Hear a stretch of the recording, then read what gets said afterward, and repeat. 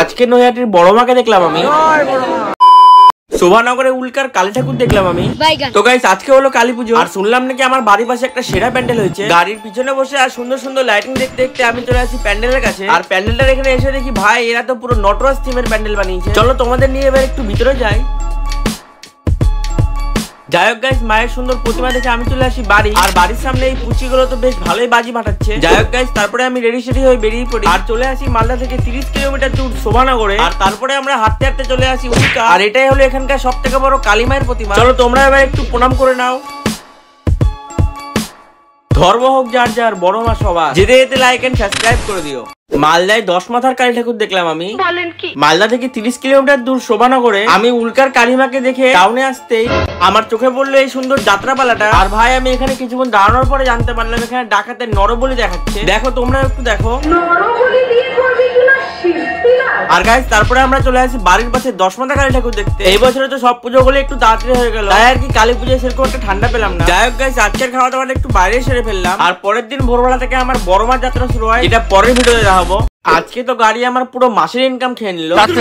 সন্ধ্যাবেলা মানিকরের কালীমাকে দেখে বাড়িতে আসতেই দেখি আমার গাড়ির মোবিল লিক করছে, গাড়ি স্টার্টও নিচ্ছে না। তাই আর কি সকালবেলা লোক ডেকে গাড়ি গ্যারেজে পাঠালাম। আর তারপর আমি অনেকদিন বাদে 20 টাকার 3টা পরোটা খেয়ে রেল লাইন ধরে হাঁটতে হাঁটতে ব্রিজের নিচ দিয়ে চলে আসি গ্যারেজে। আর এখানে এসে আমি জানতে পারি আমার গাড়ির পিস্টন খারাপ হয়ে গেছে, ভিতর থেকে পুরো ইঞ্জিনের সার্ভিসিং করতে হবে আর খরচা হবে 6000 টাকা।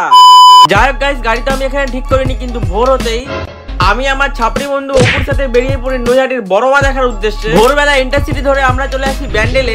ব্যান্ডেল থেকে লোকাল ট্রেন ধরে আমরা পৌঁছে যাই নৈহাটি। এর পরের ভিডিওটা শুধুমাত্র বড় মার উপরেই থাকবে, তাই যেতে যেতে লাইক এন্ড সাবস্ক্রাইব করে দাও। আজকে নৈহাটির বড় মাকে দেখলাম আমি।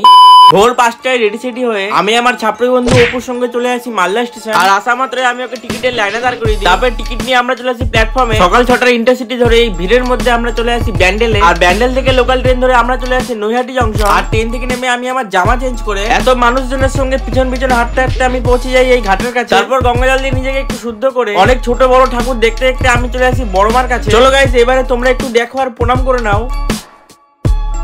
এই বছরে বড় মা পূজার 100 বছর উপলক্ষে রাজস্থান থেকে একটা সুন্দর মূর্তি আনা হয়েছে, যেটা এত ভিড়ের মধ্যে আমি দেখতেই পারলাম না। যাই হোক গাইস, বড় মার আশেপাশে বেশ কিছু ঠাকুর দেখে আমি চলে আসি একটু খাওয়া দাওয়া করতে। স্টেশনের সামনে এই বাজারে ফ্রাইড রাইস আর আলুর দম পাওয়া যাচ্ছিল, তাও আবার মাত্র 50 টাকায়। আর খেতে জাস্ট ওয়াও ছিল। নৈহাটি স্টেশনে ঐতিহাসিক ভিড়টা মনে হয় আজকেই ছিল। যাই হোক গাইস, আমরা এবারে যাই বাড়ি, কিন্তু কমেন্টে আজকে জয় বড় মা জয় লিখতে কেউ ভুলো না।